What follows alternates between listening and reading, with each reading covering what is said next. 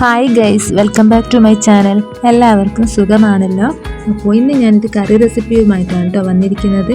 അപ്പോൾ വീഡിയോയിലോട്ട് പോകുന്നതിന് മുമ്പായിട്ട് ആരെങ്കിലും പുതിയതായിട്ട് ഈ ചാനൽ കാണുന്നുണ്ടെങ്കിൽ ലൈക്ക് ചെയ്യുക, സബ്സ്ക്രൈബ് ചെയ്യുക, സപ്പോർട്ട് ചെയ്യുക. അപ്പോൾ നമുക്ക് നേരെ വീഡിയോയിലോട്ട് പോവാം. ഫിഷ് കറിയാണ് കേട്ടോ ഇന്ന് ഞാൻ ഉണ്ടാക്കുന്നത്. അടവ് മീനാണ് കേട്ടോ ഇതിന് വേറെ എന്തെങ്കിലും പേരുണ്ടോ എന്നുള്ളത് അറിഞ്ഞൂടാ കേട്ടോ. ഇതുണ്ടാക്കാനായി ഞാൻ എടുത്തിരിക്കുന്നത് വെളുത്തുള്ളി, ഇഞ്ചി പേസ്റ്റ്, തക്കാളി, പച്ചമുളക്, കറിവേപ്പില, വലിയ പുളി, ഇത്രയും സാധനങ്ങളാണ് കേട്ടോ ഇതിലേക്ക് വേണ്ടത്.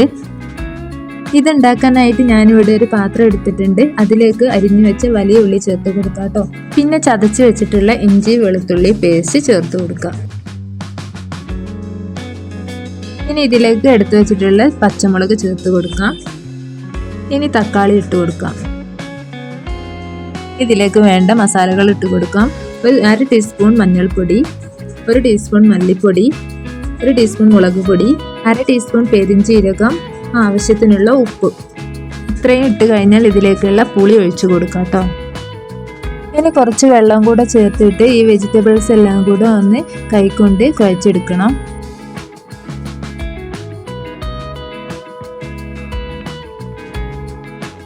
ഇനി ഇത് വേവാൻ ആവശ്യമായിട്ടുള്ള കുറച്ച് വെള്ളം കൂടെ ചേർത്തിട്ട് നമുക്ക് ഗ്യാസ് അടുപ്പിലേക്ക് വെക്കാം. ഒന്ന് മൂടി വെച്ചതിന് ശേഷം ഗ്യാസ് ഓൺ ആക്കാം. അപ്പോഴേക്കും തേങ്ങ അരച്ചെടുക്കാം. തേങ്ങയിലേക്ക് ഞാൻ കുറച്ച് പെരിഞ്ചീരകവും കുറച്ച് ചെറിയ ഉള്ളിയും കുറച്ച് വെള്ളവും ചേർത്ത് കൊടുക്കുന്നുണ്ട്. ഇനി ഇതൊന്ന് അരച്ചെടുക്കാം. അപ്പം നമ്മുടെ കറി ഇത് നന്നായി പതഞ്ഞ് വന്നിട്ടുണ്ട്. ഇതിലേക്ക് കഴുകി വെച്ചിട്ടുള്ള മീൻ ഇട്ട് കൊടുക്കാം കേട്ടോ.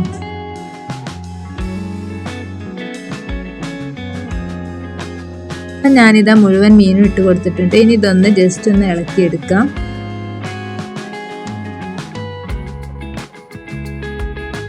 ഇതിലേക്ക് അരച്ചു വെച്ച തേങ്ങ ഒഴിച്ചു കൊടുക്കാം കേട്ടോ. മീൻ ഇട്ട് കൊടുത്ത പാടെ തേങ്ങയും ഒഴിച്ചു കൊടുക്കുകയാണെന്നുണ്ടെങ്കിൽ രണ്ടിനും ഒരു വേവായിരിക്കും കേട്ടോ. മീൻ ഉടഞ്ഞു പോകത്തുമില്ല. അപ്പം ഞാനിത് അതൊന്ന് ജസ്റ്റ് മിക്സ് ചെയ്ത് കൊടുക്കുന്നുണ്ട്. ഇനി ഇതിലേക്ക് കുറച്ച് കറിവേപ്പില ചേർത്ത് കൊടുക്കാം.